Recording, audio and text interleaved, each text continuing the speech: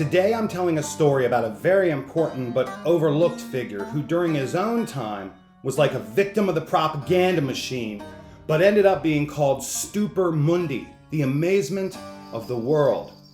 We still call him that today. I can't think of higher praise than being spoken of like this, 800 or 1,000 years after death. Frederick II.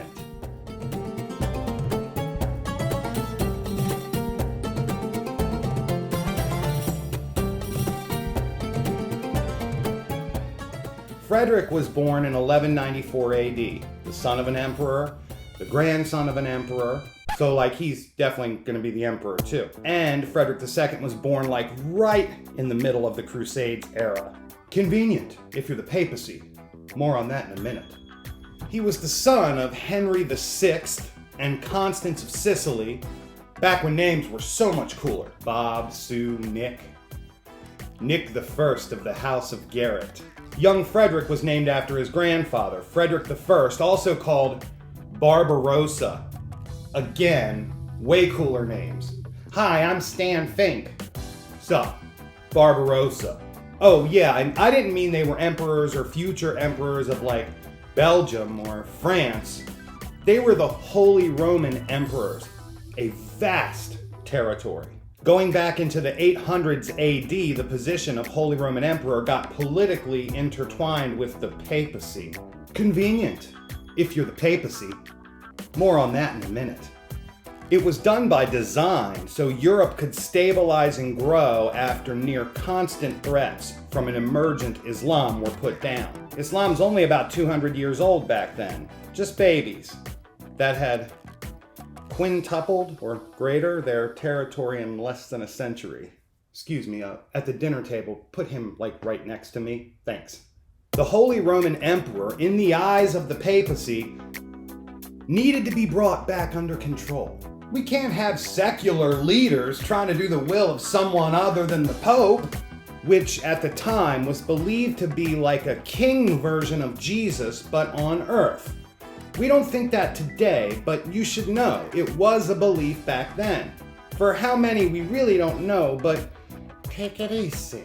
Let's go on. So when Frederick was little, both his parents died. See, Henry VI and Constance were very powerful. But before dying, Constance did something that looks cray-cray. She adopted her son Frederick to Pope Innocent III. Can you imagine the mental baggage that Frederick takes into adulthood? My dad's a plumber. Mine's a blacksmith. My dad is God on earth. Don't wear imperial yellow in front of that kid. He owned a lot of land and was set to rule Germany, Sicily, and was destined before his birth by everyone around him to be some great crusader and take back Jerusalem like during the First Crusade a century earlier. But he's literally a child. And the second Constance and Henry die, many will have designs on his thrones and that territory. So Mom adopted him to Pope Innocent III, and he acted as a sort of regent for Frederick II over his secular kingdoms during childhood. So imagine what old Innocent is thinking. This is great. We train him up in the crusading spirit, spoon feed him whatever we want to believe, and as soon as he's able to take the throne, Jerusalem is ours! Constance gets the last laugh. One has to wonder if she might have been the genius. If this was by design, oh man. Constance says to the Pope, Frederick will go on crusade from his kingdom, the melting pot of Sicily, with German forces and Venetian ships and a papal bull, and he'll take Jerusalem. I promise, I pinky swear. Okay. Pope Innocent III was really excited. He went to his homie Honorius and said, look, Constance and Henry are gone. They adopted Frederick to me. She said Frederick II will go on crusade from his kingdom, the melting pot Sicily, with German forces and Venetian ships and a papal bull, and he'll take back Jerusalem. So they set up a world-class education for Frederick, including Greek, Byzantine, and Muslim tutors. Wait a second, did Frederick III really think that learning to speak their language was going to lead to military conflict? Learning the enemy's language usually results in peace. Does he not know this? Political lightweights! So here is a young man, the adopted son of one pope, under the head tutor Honorius, the next pope when Innocent dies. Convenient if you're... Never mind. Meanwhile, young Frederick masters the 3 languages of the Crusade era's biggest actors. Plus whatever language was spoken on Sicily, plus whatever German language was spoken in that kingdom. What's that, 5, 6 languages? Something tells me Pope Innocent III got the boy too much education. Frederick gets older, writes a book on falconry, those birds of prey with the little head covers and stuff. His book is so loved in the Muslim world that it goes viral. So Frederick takes power decisively in his German kingdoms, crushes every uprising and says, no, I'm taking my throne now. Then he goes to Sicily and begins to pack his court with Europeans, Turks, Arabs, Africans, those from the church and those from Islam. I kid you not. In hindsight, we can see that this was perfect because Sicily had been an island melting pot for a long time, with large populations of natives, Europeans, Byzantines, Christians, Jews, Muslims. Frederick could see it then. The popes were like, hey Frederick, what's up? Let's go, Jerusalem. Oh, Pope Innocent II. You blundered a crusade in 1200 and attacked your own side. You'll die planning the next crusade in 1215-ish. How convenient you were Pope. And Honorius, Frederick's tutor, was poised to be the next one. Just as Frederick was taking his kingdom. It's just... boy. Anyway, some of Frederick's main homies were Muslims. Together they hatched what might be the most 4D chess super political moves during the whole era of the Crusades. You guessed it, the young emperor who spoke 6 languages, mastered large birds of prey, and whose best friend was a tough Saracen, rejected the call of the Pope to crusade. But it wasn't like, no, I'm scared, or no, I hate violence. It was like, okay, I'll go. Just let me crush the uprisings in my own countries first. Plus the dude plays with falcons, has some kind of like multicultural diversity thing going on in his court. Something tells me the Dungeons and Dragons and Harry Potter people would love this guy. Then, hold on, here's some Game of Thrones stuff. At one point, the fighting between Frederick II and the church got so intense that they threatened to excommunicate him. So he showed up in Rome with an army and said, let's go. Then, Pope Gregory IX did what any of us would do. He is said to have come outside with the skulls of the apostles Paul and Peter, and there he and Frederick II negotiated and diffused the situation with the skulls there.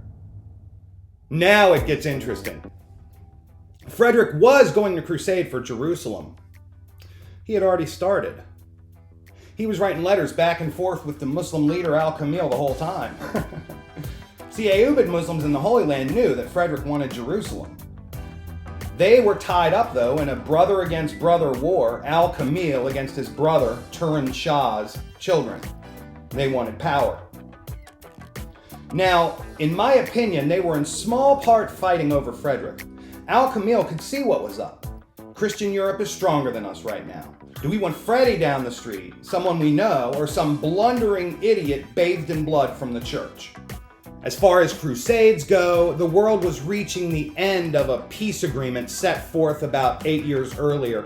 It was during that time Frederick began planning his initiative to get Jerusalem. In the Holy Land, everyday people were like, yes, please, I can deal with Frederick as king. In fact, the king of Christian Outremer, a Christian country formed in the Holy Land over the previous century, said, hey, yo, Fred, nice kid, marry my daughter. Seems like everyone would rather have Frederick around than those darn church-led crusades. Then Frederick waits. Again. And the church is like, oh no. So the church finally excommunicates him for reals, and Frederick goes to Jaffa on the sea, the Mediterranean Sea. I think it's only about 11 or 12 miles inland to Jerusalem. He waited until his counterpart in the Muslim world, Al-Kamil, had to go to battle in Syria, and he shoots off of Falcon to Al-Kamil. Hey bro, give me Jerusalem. I mean, like, you're really busy right now, and you know I love you. Hit me back soon. I'm over in Jaffa, TTYL. Al-Kamil responds by sending a full diplomatic corps to Frederick with this message. Hey, buddy old pal, I can't do Jerusalem, you know? Salah ad-Din, The Battle of Hattin. I mean, we took Jerusalem fair and square back in the 1180s and 90s. I can give you other cool stuff, though. So Frederick receives Al-Kamil's full diplomatic corps with perfect cultural authenticity and spoke their language. This is when Frederick meets who will end up being some of his lifelong homies, including Amir Fakhr ad-Din. They like the guy. So they return to Al-Kamil and they deliver a stunning message. Hey, bro, yeah, too cool. That is cool stuff. But see, you want me to take Jerusalem because I'm not doing it for the Pope. This isn't a crusade. I'm doing it so all the Christians, Muslims, and Jews can continue to live in peace as they are. I've got no self-interest at all. So, anyway, my tutor Honorius is the Pope now. Can you believe it? You all can still come to Jerusalem each day, worship, live here, keep your guards, keep your customs. We'll keep everything the same. Al-Kamil reads this and writes back, yeah, right, Frederick. You're fortifying Jaffa. You are totally on crusade, Frederick II. So Frederick reads this, and Frederick hits back Camille, Falcon. Nope, bro, I'm fortifying Jaffa now. Then I will go take Jerusalem while your armies are tied up fighting themselves. If you send an army, I'll retreat back into Jaffa, which I just turned into a battleship deck by the sea. I just didn't know what you were going to do, homie. So Al-Kamil reads this and writes back, Dear Mr. II, Holy Roman Emperor, Jerusalem is yours. Let it be as you said, peace for all and no more violence.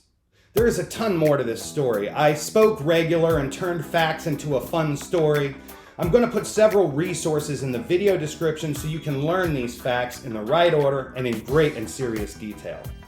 So multiculturalism. These events were largely masterminded in Frederick's multicultural, diverse Sicilian court. I can't say that there's a deep message or connection to the present other than this. In my opinion, the social cultural lesson is learn your enemy's language. If you can communicate, you are much less likely to be violent. If you learn your enemy's language, you are less likely to be enemies. The spiritual lesson is this. I'm giving you a lot of details about Christian history that are complex, hard to unpack, and are constantly susceptible to judgment in every culture and time period. Don't look at them with the same lens that we look at ourselves. It was almost 1,000 years ago. They thought different. And older doesn't always mean more correct. We must be willing to read uncomfortable things, have our views challenged, and not respond in fear to those we don't understand, because if we learn their language, we often can understand them. The everyday people like me and you that aren't going to make history have the right to live unmolested by tyrants. We benefit the most when there's open dialogue among leaders. Church history is bloody. It is full of sinful acts because people make up these institutions. In some stories, the Church of Europe ends with egg on their face. And at other times, they're the only fount of mercy, food, care for widows, care for orphans and refugees in an otherwise cruel and vicious world. Protestants particularly understand that at the time, the belief was that the church had to have a spiritual side and a temporal side, and the temporal side, secular government, was so they could protect and house their libraries and documents and beliefs without losing them to the sands of time. Today, our Catholic brothers and sisters are struggling under a complex pope that maybe up to half or more think is a heretic. Imagine the weight on them and the layers of secularism they must sort through to protect their Christian faith just as individuals. We know what it feels like to have the institution besmirch what is holy and faithful about our traditions and practices. We should reach out in sympathy and offer hope with the truth of a born-again experience in the gospel. Ladies and gentlemen, thank you for joining me today. A few commercial announcements. We finally got our masks in that we're selling on our spring store down below. It's amazing what humanity will do to itself in the absence of God. It's like I read this somewhere before. Anyway, hope you all are well. We also have t-shirts. May your work today bear fruit ones. They're kind of new. You can buy my books on Amazon.com/author/Nicholasdgarrett. I'm across all the platforms, TikTok, Facebook, Instagram, at EvangelistNickG or EvangelistNickGarrett. The main work comes out throughout the week on the YouTube channel. If you see it here, it's our primary thing that we're sending everybody to.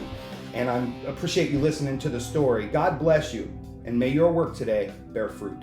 Thanks.